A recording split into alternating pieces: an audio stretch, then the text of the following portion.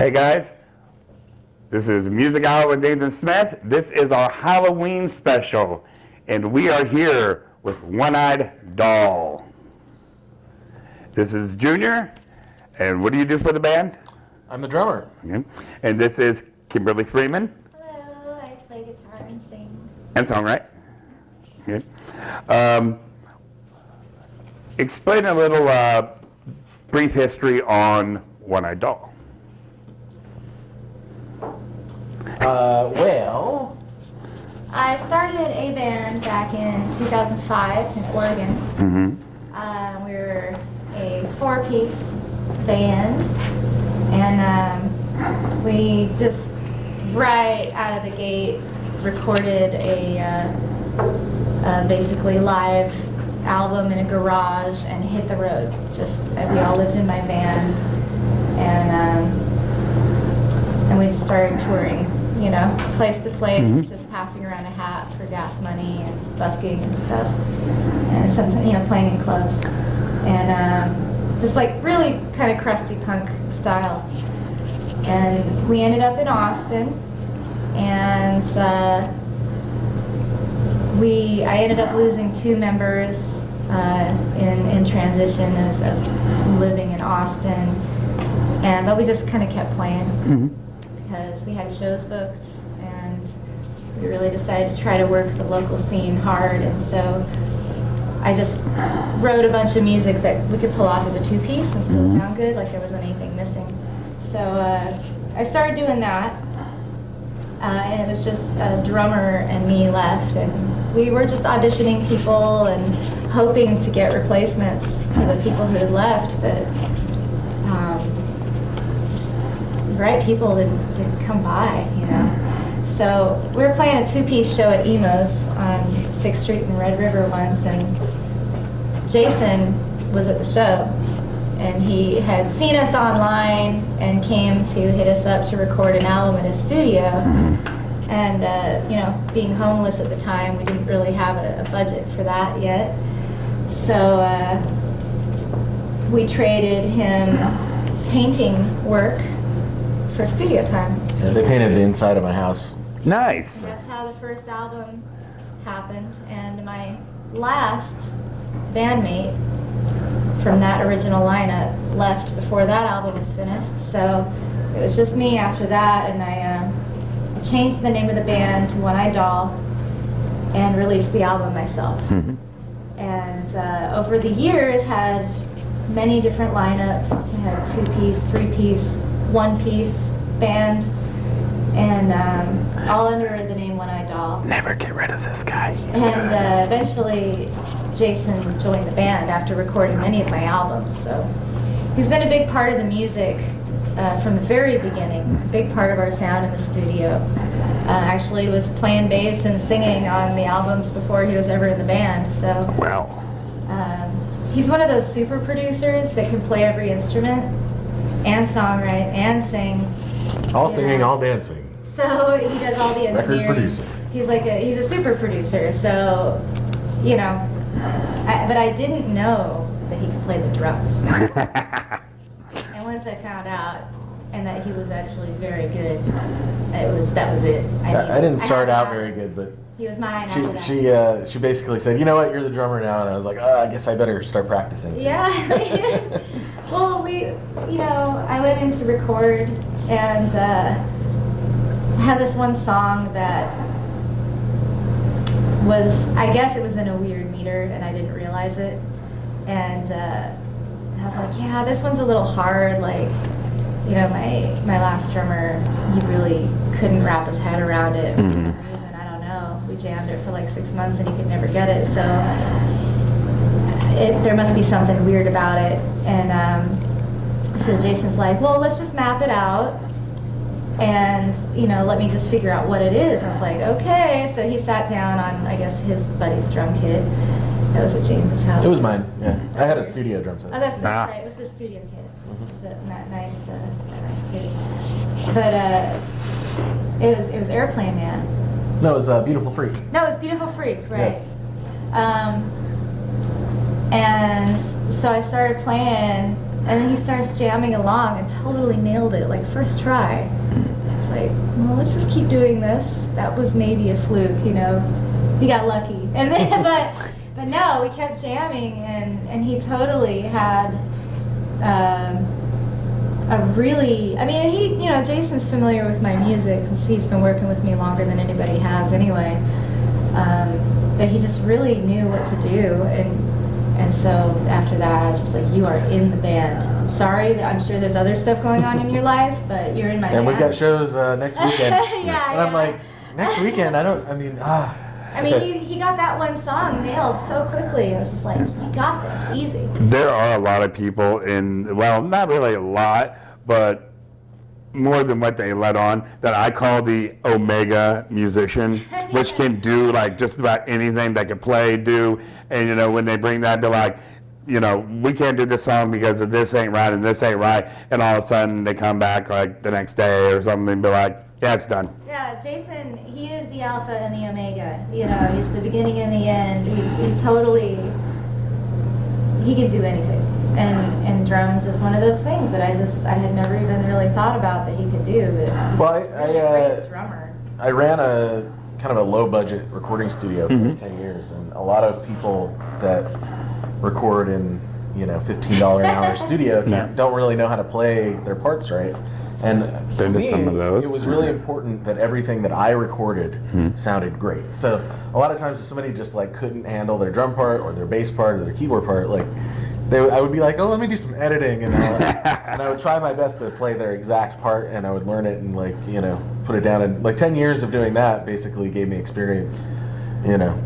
See, the sad thing is I've been in bands, and I've been lucky enough where I know how to play all these instruments, and they'll be like, you got to call your guitarist back. He messed up on this. And be like, no, get in there and just start laying it down and be like. Well, a lot of times, most of the time, you know, the band just wants the product to sound as good as possible. Yes. They want the end album to be like, you know, what they envision in their head. So it's my job as a producer is to find out how they want their album to sound and get it there one way or the other. So, and if I can get it there, hopefully with them playing their instrument totally correctly, we can do it. That makes things Here we go. a lot easier when they just know how to play their songs. So. That helps. Yeah, but a lot of times it doesn't Not so much. work out that You way. know, a lot of people don't want to record sober, and you know, you run into all these things that kind of stop people from nailing it. Well- Some people can actually, in recent experience, you know, we've seen that some people can do really well, totally wasted.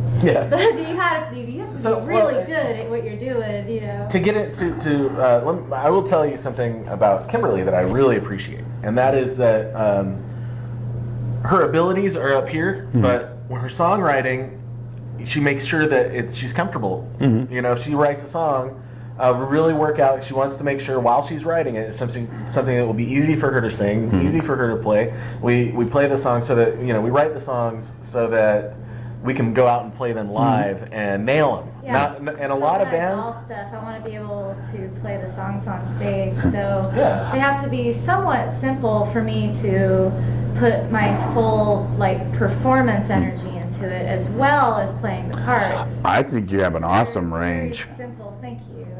They're very simple songs, you know, for One Eyed Doll, and anything like totally weird or experimental that I do is usually under just my solo albums. They're just called Kimberly Freeman albums. That's just Jason and I. I've listened to them.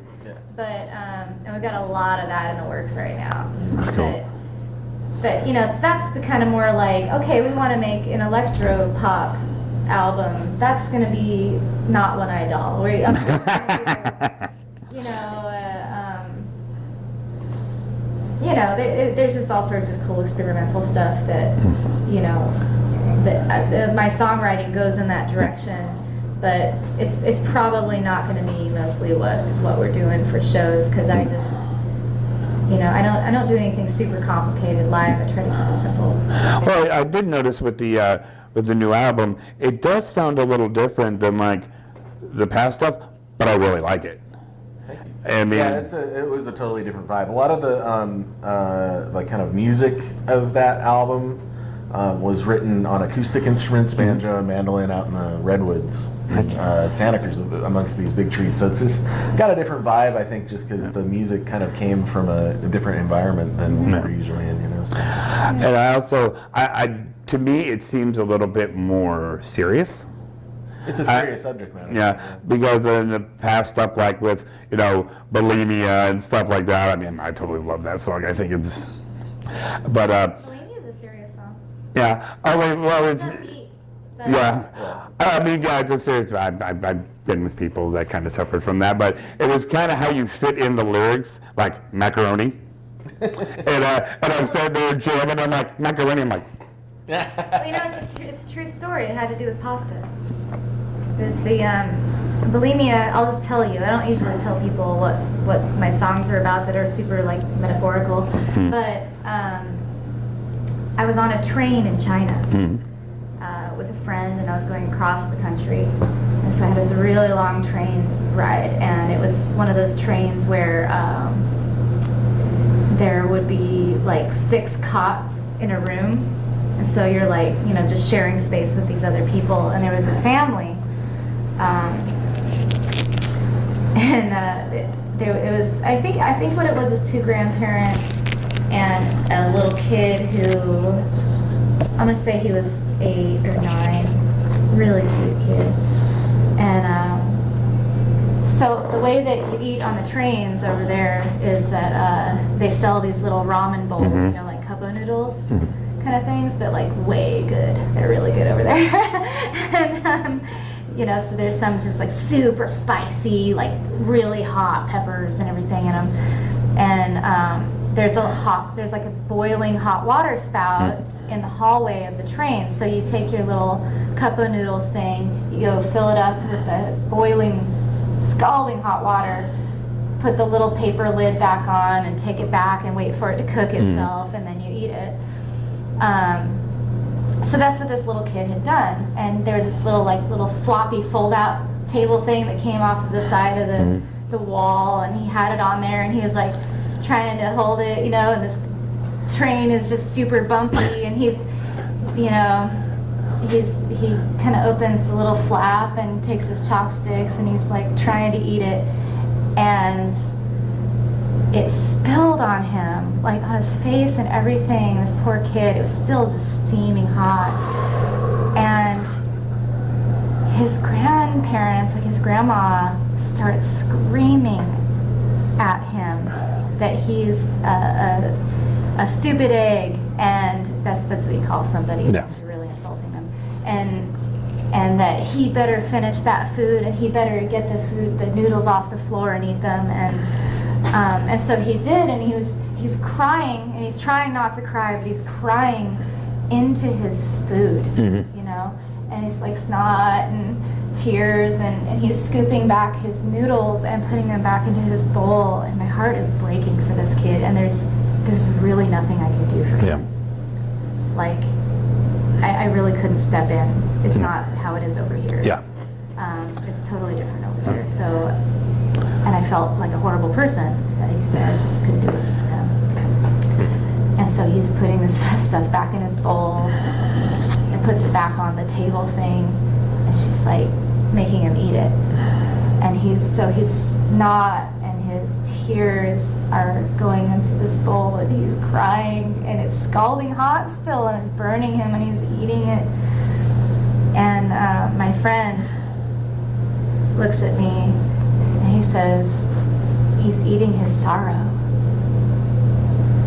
I was like, wow, he's eating his sorrow. So I really thought about that for a while, and the implications of that in life and everything. And so I wrote Bulimia about that little kid. It wasn't even about an eating disorder. It was just this experience that I had in a train in China. Yeah, I don't want to say it as, you know, it's not serious. I don't want to come off saying that. It's just, there's just that part. You can snicker at it, because I had people listen to it, and when they hear the macaroni part, they laugh, and they're just like. I think a lot of Kimberly songs have a lighthearted side. Yes. But if you dig down, there's a deeper meaning to just about every one of the songs. Yeah, pretty much, you know, And then that song is much more literal than most. You know, there are songs that a lot of people take literally that they really shouldn't, like "Be My Friend." I think that is so funny. That from the very beginning, that is pure metaphor for interpersonal relationships in society. But a lot of people are like, "Oh, you must really like serial killers," and I'm like, that's not at all what it's about. But bulimia is a little bit more literal. But the bulimia part is about purging your negativity and sorrows. And I just wanted to take that kid and empty him of all of that, all of his sorrow that he had just re-ingested, you know? Yeah. It's like he was crying. His sorrow went into the food, and then he ate the sorrow back in, and then it's just like, when will it ever end for him? Yeah. You know? So I was like, if he could only purge all of that from his life, and you know, it's going to be at least 10 or 11 years till he's away from his family, you know? And the poor kid's got a long way to go. Okay, so we have a VIP right now. I don't know if you guys want to follow us out Okay. and check some stuff out on the stage. We could do that. Let's see, what do we got? How many? Oh my God, a lot. Okay. Yeah. We have plenty. 1, 2, 3, 4, 5, 6, 7, 8,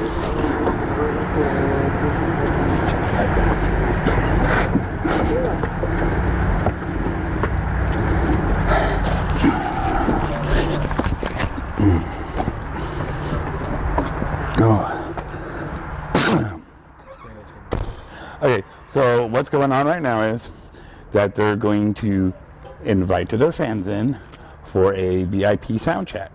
So they're gonna get to hear a little taste of One-Eyed Doll before the show. And this is allowed to the fans. So we're getting ready to check that out. We got it. Ready? Okay. We got it. All right. Follow me. Thank you. Yep. Thank you. You guys ready for us? Oh yeah. Always am. No, I don't know. I have to be.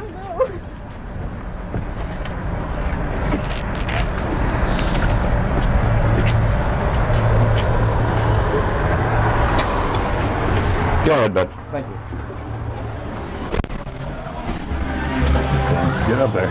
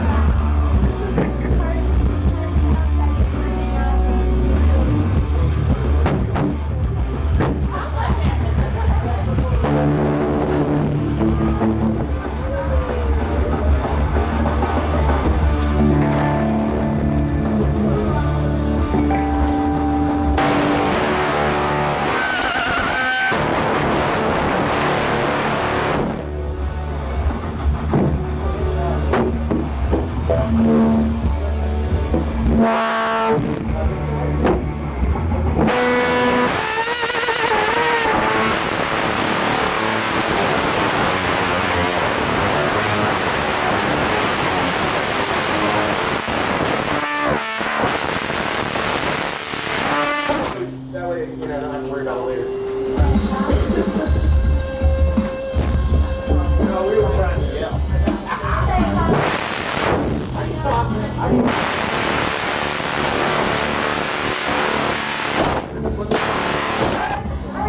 No idea. I handed somebody the correct money. How many of you are out trick-or-treating right now? All right. Trick-or-treat.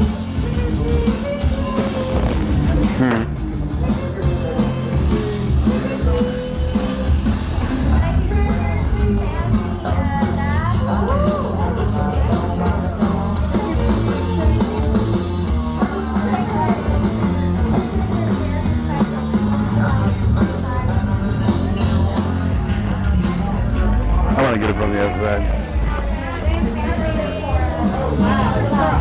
I wouldn't either.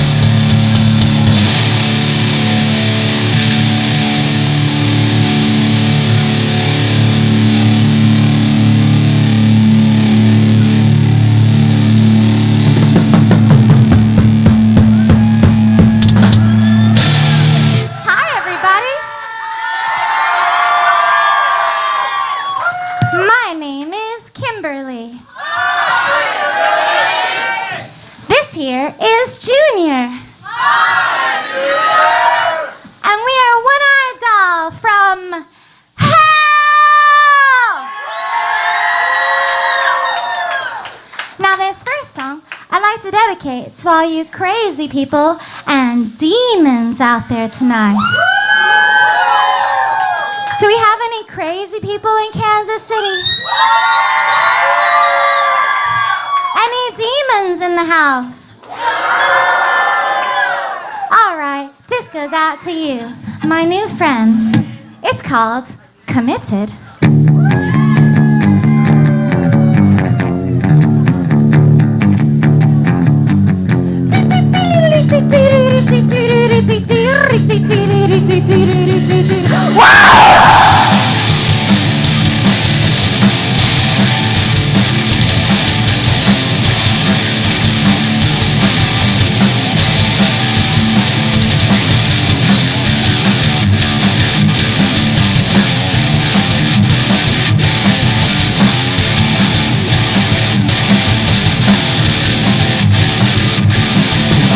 Just another mental patient. How I wish this room was vectored, passing to break through these padded walls. Kicking, screaming, dueling bodies. no use in fighting. So many white coats can't do them all. Ah!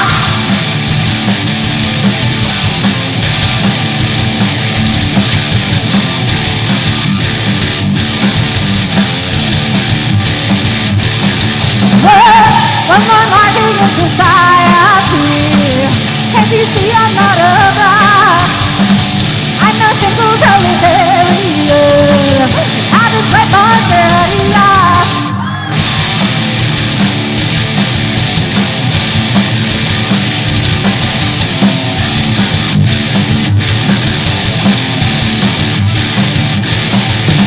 Locked up in this nut house crying, all these says my brain is dying. Doctors say that lunatic needs more. Shut me down, they must sedate me. Help me, plot me, irritate me. No choice but to be the needle core. Ah!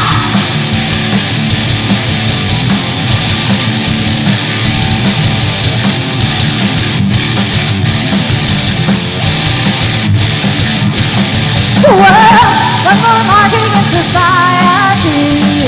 Can't you see I'm not a bride? I'm a simple proletarian. I've been bred for 30 years.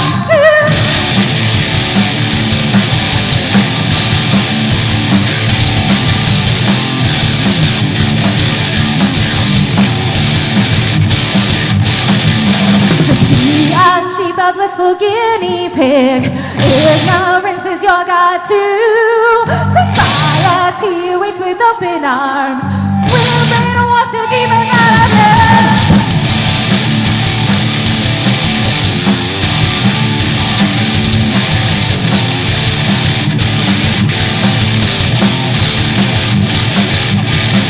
Well, one more marking in society. Can't you see I'm not a bride? I'm a simple proletarian. I've been bred for 30 years. Whoa!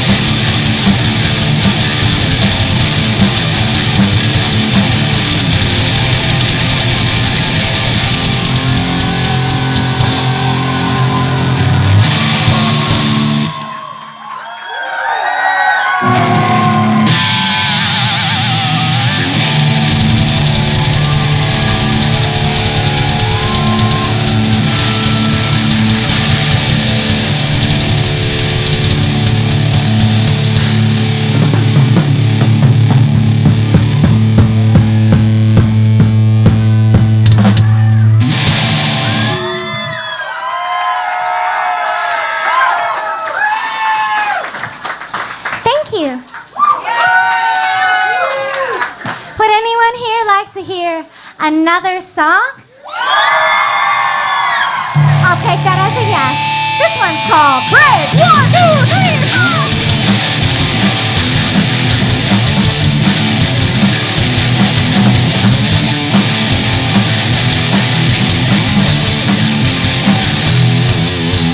Play me like a guitar boy, play me like a pretty song. Tell me to be quiet, boy, tell me not to be too long. Play me like a guitar boy, play me like a pretty song. Tell me to be quiet, boy, tell me not to be too long.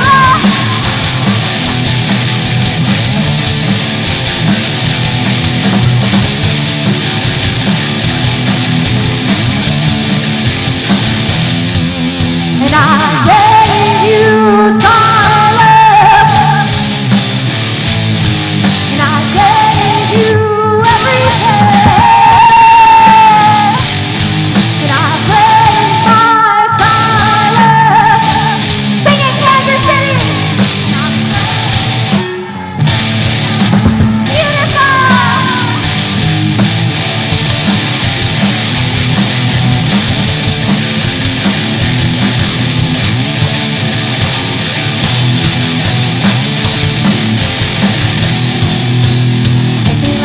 Get